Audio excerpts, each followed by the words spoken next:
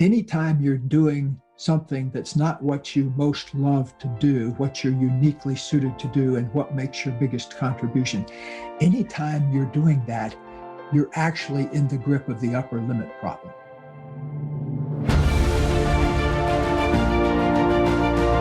Hello and welcome to the Daily Helping with Dr. Richard Schuster.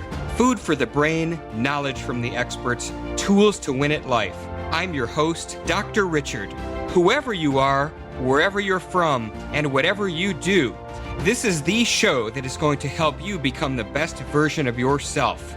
Each episode, you will hear from some of the most amazing, talented, and successful people on the planet who followed their passions and strive to help others. Join our movement to get 1 million people each day to commit acts of kindness for others. Together, we're going to make the world a better place. Are you ready? Because it's time for your Daily Helping. Thanks for tuning into this episode of the Daily Helping Podcast. I'm your host, Dr. Richard, and I am thrilled and honored to bring back to the show one of the most popular guests and influential people in the personal development space of all time. His name is Hendricks, and he's been a leader in the field of relationship transformation and body-mind transformation for more than 45 years. After earning his PhD from Stanford in 1974, Gay served as professor of counseling psychology at the University of Colorado for 21 years. He's written more than 40 books, including bestsellers such as 5 Wishes, The Big Leap, Conscious Loving, and Conscious Loving Ever After. The last 2 he co-authored with his mate for more than 35 years, Dr. Kathleen Hendricks.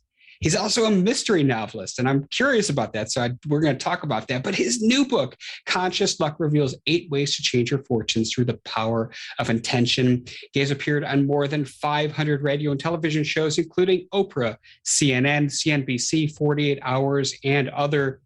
We're going to talk about his newest book, The Genius Zone, today, which was published in June of 2021. Gay, welcome back to the Daily Helping. It is so great to have you back on the show. Dr. Richard, it's really great to be here. I'm so excited about this new book, and I've been talking about it kind of 28 hours a day, and delighted to be talking about it with your community. Well, I appreciate that, and thank you for taking an hour or so to share with mine. So for those of you that didn't tune in and hear Gay and I talk about The Big Leap, that was way back in episode 119. So I urge you to go back and check that out, where we dig into his superhero origin story and all good things Gay Hendricks. But so I want to jump to this book because you're a prolific writer. You've written so many best-selling books. Why this book and why now? Well, I appreciate that's a great question, Dr. Richard. The simple answer to that is it's a culmination of The Big Leap. I got to a certain place with The Big Leap, and then that was published 12 years ago, but I kept on doing work with people and seminars and that kind of thing, and I kept developing the idea that was in The Big Leap, the 2 big ideas, the how to get out from under your upper limit problem and how to get into your genius zone. The new book, The Genius Zone, is a culmination of that process because it shows you, once you've made your big leap into your genius zone, what do you do on a moment-to-moment basis to stay there? And so I say the big leap is about getting into your genius zone, and the new book, The Genius Zone, is about learning to live there. And it takes some adjustment. Like yesterday, my wife and I were in the backyard, and some friends had brought their baby over to swim in our pool. And so we were watching this family swim with their new 4-month-old baby and watching him just thrive in the water. And but up above in the sky, my wife looked up and said, "Oh, look." And there was probably 7 or 8 hawks circling way in the distance. They're very common in the little mountain valley that I live in, so you can almost always look up, maybe not so many, but compare it to how you might soar as a hawk. You're way up there in the wind, but you're making such subtle adjustments that it's effortless. Like these birds were not even moving their wings, really. You couldn't see it because they were so sensitive to the currents. And so the new book, The Genius Zone, shows you how to get there and stay there. And I want to dig into that, and I can't wait. But so for those who haven't read The Big Leap and aren't familiar with your zones, let's just really quickly dive into what those are. Yes, if you look carefully into how you spend your time during your day, you'll often notice that you spend time in one of three zones that are kind of common and not that hard to spend time in, but almost nobody's spending time in the fourth zone. So, number one, a lot of us, unfortunately, and I've done it myself, spend time doing things we're not suited to do, that we don't like to do, and we haven't figured out any other way to do them. Like if there was a point in my entrepreneurial life when I literally didn't have enough money to buy a laser printer. That was our heart's desire, was to get a laser printer for the office. Now, I don't even know if they probably still make laser printers, but I don't hear people call them that anymore. They're just printers. But at another stage, we're looking whether to buy this giant complex of phone systems that go across 3 or 4 states to where all our people are, for $30,000 a month or something. So no matter what level of the game you're at, there's a lot of time that I've spent in my zone of incompetence, doing something that somebody else could do a lot better. As soon as I figured that out, though, I also realized that I'm spending time in my zone of competence, which is what I'm okay at, but somebody else could do it just as well. And so those two things are eating up a lot of my time. So I figured that out. I tell a story in the book, a humorous one, I hope, about standing in line at the post office. And this was go back into the early days of this century. And I'm standing in line at the post office, and it's this glacially slow moving line where there was literally probably about 15 people waiting in line compared to one clerk. And at one point, an elderly gentleman at the front of the line kind of threw a temper tantrum and started yelling, "Get some more people out here." And so people were agitated in this line. But the key point for me is I realized I'd spent 15 minutes doing something that an assistant could do for $10 an hour. What did that cost me? Well, at that time, my executive coaching cost $1,000 an hour. And so here I had spent $250 of my time doing something that somebody else could have done just as easily and probably without being so agitated about it. So look for the things in your competence and incompetence zone and get them delegated to somebody else as soon as possible.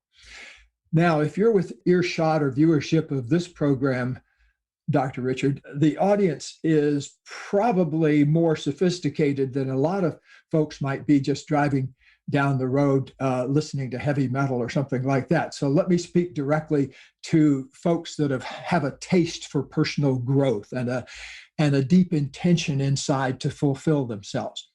The zone of excellence is a third zone, but it can also be the stickiest trap. Because the more you do your zone of excellence, the more people appreciate you for it, and the more money they give you, and the more pats on the back, attaboys and attagirls they give you.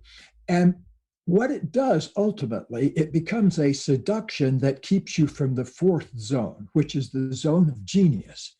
Your genius zone is when you're doing what you most love to do, and it coincides with what makes the biggest contribution to the world around you.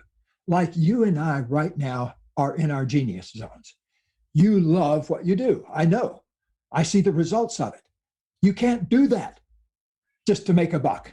I guarantee you, because sometimes I'm on with people that are doing it just to make a buck.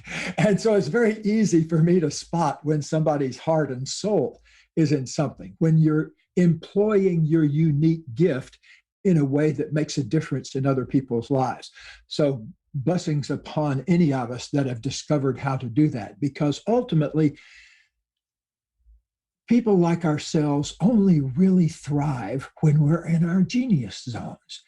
If we're not in our genius zones, we got to be working toward it. Otherwise, there's a place inside ourselves that's going, uh-oh, I'm sinking more into despair every moment.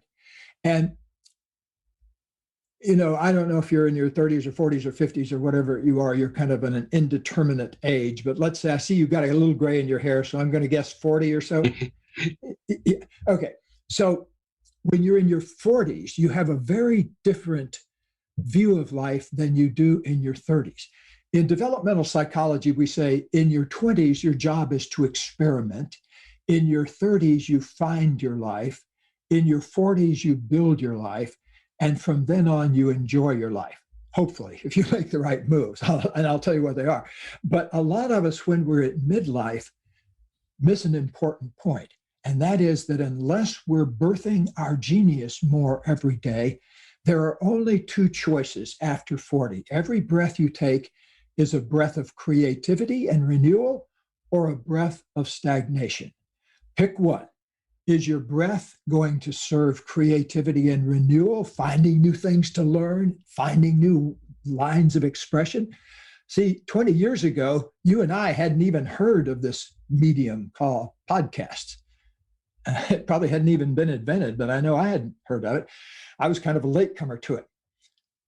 I thought, boy, why would people want that? Just like, why would people, I remember my first thought when I heard the fax machine was, wow, what would somebody do with something like that? Why would anybody even need something like that? Well, anyway, now, it's one of our main sources of learning, and it's fantastic, and you can do it in your car or wherever you happen to be. I'm very grateful for every moment I get to spend in my genius zone. When I first started, long before I wrote The Big Leap, I was only spending about 10% of my time in my own genius zone. And that was a sobering realization, because I realized, wow, where's the other 90% going to take me? Where could that take me? Because I was already pretty successful at what I did. But wow, once I set the intention to go from 10% up to 30%, and then 30 to 70, and then 70 to 100, it made such a difference in my life. It took me 20 years, frankly, to get from 10% to 100% at the end of the century. I probably should say 90%, because some of my time every day, 90% of it has been doing things like I'm doing now, or writing or speaking in some way, or practicing, seeing clients. But 10% of my time, like I'm in charge of the dishwasher here, and it's not in my genius zone. You got to do things like that. And I'm the kitty litter maestro here. My wife has assigned me that task. So I'm not a genius maintainer of that, but I do my best. But point I'm making is, most of my time, I wake up in the morning, I know I'm going to spend 90% of my day doing what I most love to do, and what hopefully makes the biggest contribution to people out there in the world. And so that to me is good living. And I wish that opportunity on everyone. I don't hold back from that. I think you would enjoy it out there in the world if you got to that level of expressing your genius.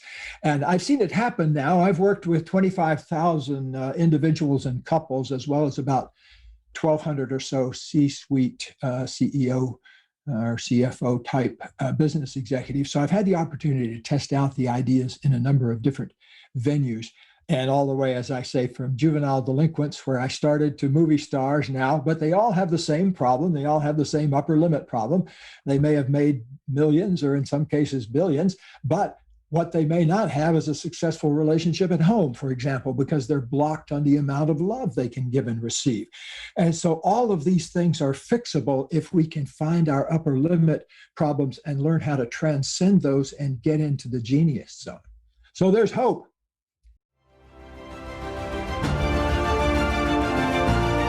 Hey guys, Dr. Richard here. For the past 7 years, I've been privileged to bring you incredible guests who are changing the world and can help you become the best version of yourself. I'm really excited to share with you a new quiz that I created based on my clinical training that will curate for you a custom list of my top episodes and actionable strategies to help you wherever you are on your journey. All you need to do is go to drrichardschuster.com to take it, and it's 100% free. You'll be taking the next step on the journey to unlocking the power of you, and I can't wait to see where you'll go.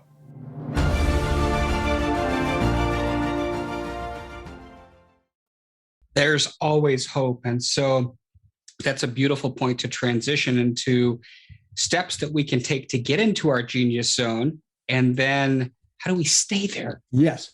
Well, it's called commitment is the absolute essential first step. If you want to get into your genius zone and spend more time there, the commitment goes like this. I commit to living every day in my genius zone. I commit to doing whatever it takes to living every day in my genius zone. And it's got to be a sincere, heartfelt commitment, not something you do with a divided mind. As the book of James told me once upon a time when I was in Sunday school, a divided mind is at war with itself. A divided mind is unstable in all its ways. And so we've got to have our hearts and minds in synchrony about what we most want in life.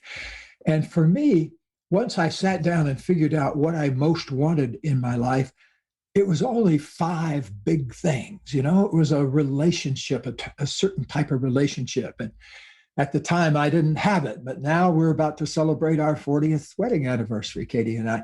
And so I once didn't have it, and then I made a commitment to bringing it forth, and it manifested. Same thing with the other big things I wanted for my life. I wanted to create a body of written work that people would appreciate and be able to learn from. And I wanted to be able to savor the moments of my life instead of spending them drifting elsewhere.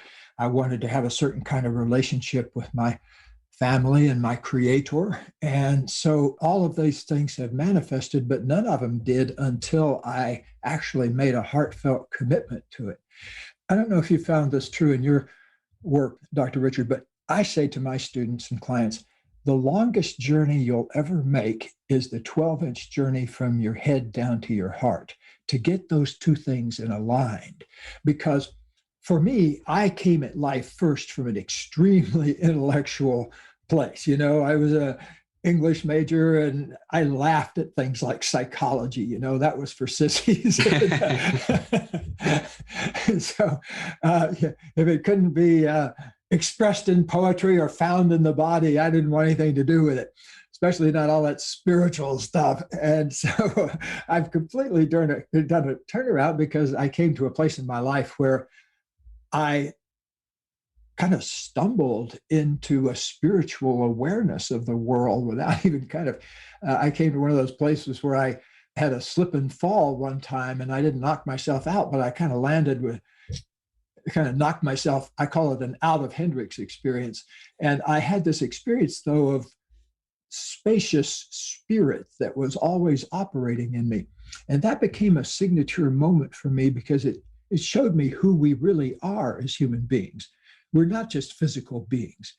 And most of us don't realize how much we're energy beings, emotional beings. There's all this current of stuff going on in our bodies, angers and griefs and fears. And most of us kind of tune that out. I happen to know that because a lot of people that come here have successfully tuned it out for a while, but then at around 35 or 40, it starts becoming deafening, the feedback coming in that they need to pay attention to it. So, but I've rebirthed myself in my own body. I used to be very obese and created a whole new weightlifter's body. I'm now about 185 pounder instead of a 300 pounder I was 50 years ago. And so I carved a body out of like Michelangelo carving a chunk of marble. I found a body in there, but the way I did it was finding a spirit in me and feeding that spirit with daily meditation and walks in nature and spending quality time with my wife every day and all the kinds of things that build your contact with soul and spirit. Because it's not just having an experience of it, you've got to kind of work at it every day. And in a way, the Genius Zone is also about how to lead a life that's conflict-free. What can you do? How can you tune yourself so that instead of hitting road bumps at high speed, you kind of see the road bumps coming and ease your way over them so that your life becomes a process of easing past and through the things that used to knock you into the ditch before. So I'm hearing kind of an order, commitment, and then I'm using, these are my words, not yours, but a sense of spiritual self-care where you're on a regular basis doing things that feel good, that emotionally benefit us, that keep us routinely in a centered place. I love that. I'm sure somebody else has already gotten hold of the book title, Spiritual Self-Care. But in case anybody hasn't, it would be a good book because, I mentioned the hawks earlier. And interestingly enough, the couple that came over yesterday with their baby to swim in our pool, they're friends of ours, and they're in their 30s and he's in his early 40s, and they just had their first baby. She's had a very successful film career, and he's had a very successful career in another field, but they had put off babyhood until they were in their 30s and early 40s. And we were telling them the story of saying our wedding vows to each other on a mountaintop in Colorado 40 years ago. And the same thing happened with hawks. As Katie and I were standing there saying our wedding vows to each other, Katie said, "Oh, look," and she looked up, and I looked up, and there were these two beautiful hawks circling right above our head. And so we both felt a rush of joy. We were already in a pretty high place anyway, standing on top of a mountain, as well as having been madly in love with each other for a year and a half, and finally culminating that with our wedding. To see these two hawks circling above us, we perceived it as a blessing of our union. And the thing that we both noticed at the time was how effortlessly it was. If you wrote, you could use the wind currents to rise if you knew how to make the adjustments. And this was long before we'd ever thought of writing a book called Conscious Loving or anything like that. And in fact, I was a university professor, and Katie was a private practice therapist at the time. So this is long before Oprah was even on the air. So that moment, we feel blessed us with this image of it, if we worked it right, so to somehow be able to rise in love instead of hitting those crash and hit the ground places that other people hit, and that frankly we had hit in other relationships, because I didn't sit down and ask myself, what do I really want in a close relationship, until I was almost 34 years old. And before then, I just ricocheted around like on a pinball machine. I didn't really have any driving ethos about my relationships, except if I felt lonely, I'd get involved with somebody, and then that wouldn't work out 6 months later, and then I'd get involved with somebody else. And so I'd done that sort of thing since I was a teenager, except for one long 4-year kind of relationship. But anyway, the point is that I'd gotten to my mid-30s almost without ever saying, what do I really want? To me, that's not only obliviousness on my part, but it's also, I think, miseducation on the part of, I think it'd be pretty easy to have a bunch of first graders or sixth graders or 10th graders sit down and write down on a piece of paper what they want to create for their lives, and write down on a piece of paper what kind of relationship they want to have with a beloved. And, kind of do a little thinking about that, because I frankly, until I had my pinball machine experiences for 12 years, had never actually sat down and asked myself, what's important to me? Once I did, I figured out there was only 3 or 4 things that were really important to me. And I came up with what I now teach, which is for people who want to create a relationship, a process I call creating your absolute yeses and absolute nos, where you figure out your top 3 things that you really want and the top 3 things that you really don't want in your relationships. Because what happens, I've seen it here, I don't know how many thousands of times, people make a mistake in their relationship and then get out of that relationship and proceed to get into another relationship where they make the same mistake. You get out of a relationship with an alcoholic only to jump into a relationship with a cocaine sniffer. And I've seen that happen many, many, many times. So anyway, keep those absolute yeses and nos in mind, and it helps you for steering purposes, for sure. And certainly helps you find those things that applies to getting into your genius zone, not just relationships, of course, but it makes perfect sense.